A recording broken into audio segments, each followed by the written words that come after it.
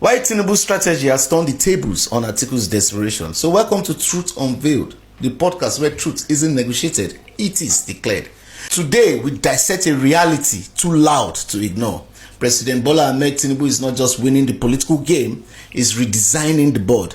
While Atiku Abubakar organizes coalitions of contradictions, Tinubu is quietly but firmly consolidating real power where it matters: the grassroots, the governors, and the National Assembly. So let's break it down.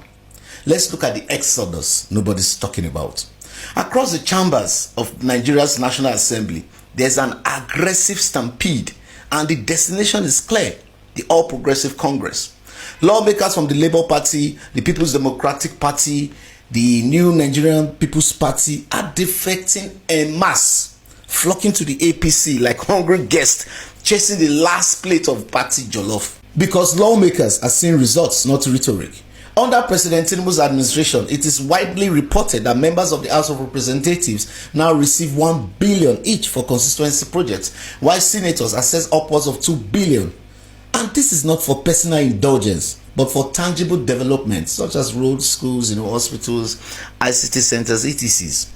While performance varies across lawmakers, what stands out is the increased funding towards meeting constituents' needs by the federal government.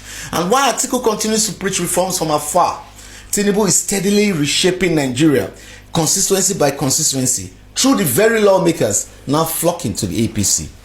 Now let's look at this fuel subsidy myth, which has been demystified. Let's get this straight. Tinubu took the bullet most past leaders dodged. The removal of fuel subsidy was not just bold, it was surgical. And the results: unprecedented revenue flowed to states. In the past year alone, most states received double their historical monthly FAC allocations, giving governors the fiscal breathing room to launch and fund projects without debt dependence. Contrast this with Atiku's track record, a man who spearheaded aggressive privatization in the early 2000s, selling off national assets like NEPA and NITEL with little value return to the people.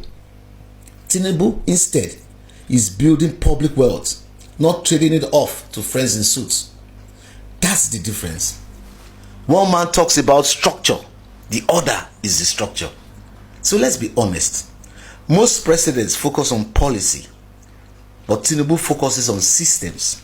His cabinet reflects national balance. His infrastructure projects are geo-spread.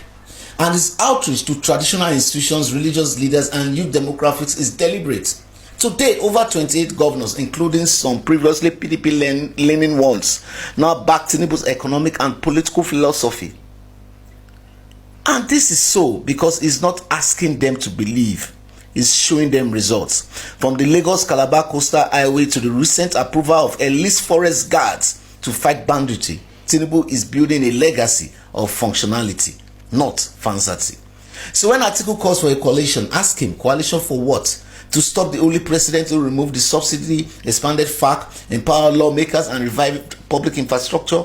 Atiku Abubakar's politics has never been about unity. It's about leverage. For years, he has mastered the art of divide and rule, pitting region against region, religion against religion, and party factions against themselves, all to serve his presidential ambition. While Tinubu is consolidating national consensus, Atiku is recycling the same divisive playbook that has failed to resonate with modern Nigeria. Leadership is about coalition building, not chaos management, and Nigerians are beginning to see through the smokescreen. My name is Osigwe Omoikiroda, and I am the Principal and CEO of Bush Radio Academy.